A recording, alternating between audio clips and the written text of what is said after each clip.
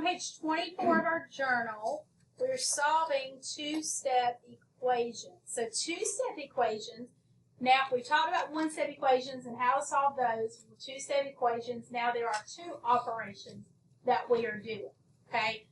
So the first thing we do is look to see which side of the equation the variable is on. We want it to be on the left side. So if it's on the left side, then we skip on to the next thing. If it's not on the left side, then we need to rewrite it. And we've been doing that with one-step equations, so it's the same thing. Then we use distributive property only on the side with the variable if necessary. There may be distributive property, there may not be distributive property. If there is, use distributive property, and if there's not, that's fine, skip on to the next step. Do the inverse operation of the constant on that side. So we know the order of operations says parentheses first, then exponents, then multiply and divide left to right, then add and subtract left to right. Well, when you're solving equation, you're doing the inverse of the order of operations, which means we're starting with adding and subtracting. Then we multiply or divide to isolate the variable. So the last thing we do is the inverse operation of the coefficient. That's the number right beside the variable or underneath the variable if it's a division operation. All right, so number 1, I have 2x plus 1 equals 5. My variable's on the left side. There's nothing to distribute. So I get rid of my constant first. My constant is 1.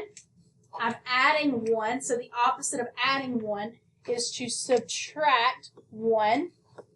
And what I do on one side, I have to do on the other side. I subtract 1 because 1 minus 1 zeroes out and leaves me with 2x equals 5 minus 1, which is 4.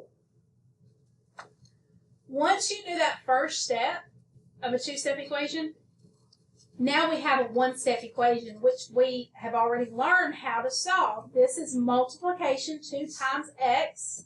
So the inverse of multiplying is dividing. So I'm going to divide by 2 on both sides. The reason we divide when we have a coefficient beside a variable is because 2 divided by 2 is 1. So that leaves me with the variable by itself. 4 divided by 2 is 2. So that is my answer. X equals 2. Number 2, the variable is on the right side. I want the variable to be on the left side, so I'm going to rewrite it. Everything that's on the right gets moved to the left,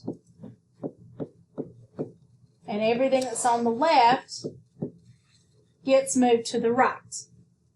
So now that my variable's on the left side, the first thing I'm going to do is get rid of the constant. The constant on the left side is we're subtracting 14, so I'm going to add 14, so that way this will zero out and leave me with x divided by 2. What I do on one side, I have to do on the other side. My sides are the same on the right side, so I just add them. 8 plus 14 is 22. I'm not finished yet because my variable is not by itself. My variable on the left side says x divided by 2. The opposite of dividing by 2 is multiplying by 2. And 22 times 2 is 44.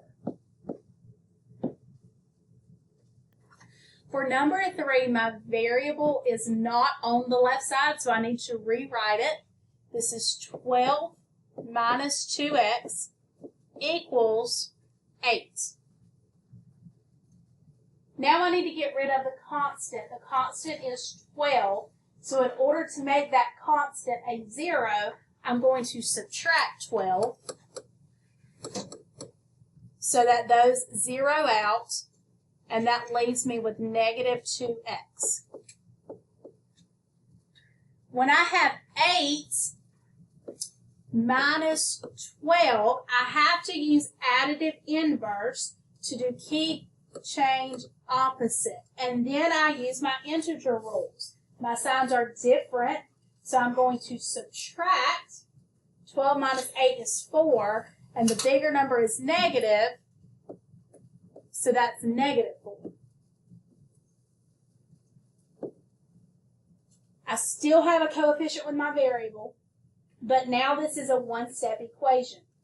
The opposite of multiplying is dividing, and negative 4 divided by negative 2 is positive 2. With number 4, the variable is on the right side, so I'm going to rewrite it so that the variable is on the left. Now I have to get rid of my constant first. The constant is 13, so I'm going to subtract 13 so that they 0 out. And that leaves me with y divided by 3 equals 11 minus 13. I have to do keep, change, opposite so that I can use my integer rules. My signs are now different, so I subtract. 13 minus 11 is 2, and the bigger number is negative, so that's negative 2.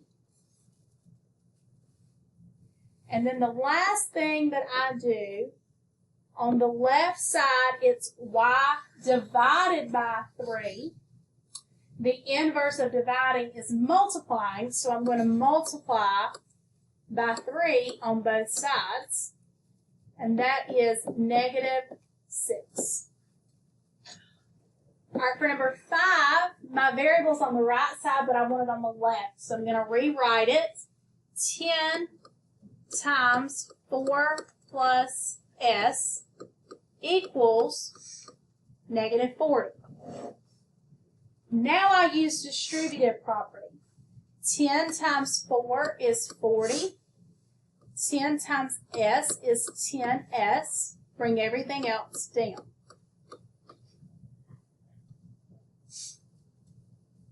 I have a constant on the left side. It is 40. So in order to get rid of 40, I have to subtract 40. And that leaves me with 10s equals, remember when you are subtracting negative 40 minus 40, you have to do keep, change, opposite. Don't be confused by this and think that it's 0 because it's not. Negative 40 minus 40 becomes negative 40 plus negative 40. My signs are the same, so I add it, and that's negative 80. I have a coefficient in front of my variable, so I'm going to divide by 10, and negative 80 divided by 10 is negative 8.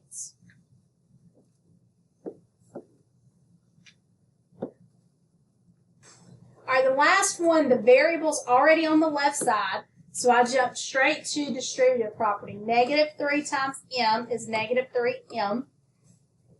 Negative 3 times negative 2 is positive 6.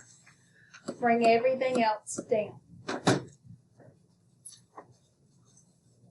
Now I'm going to get rid of my constant. The constant is 6.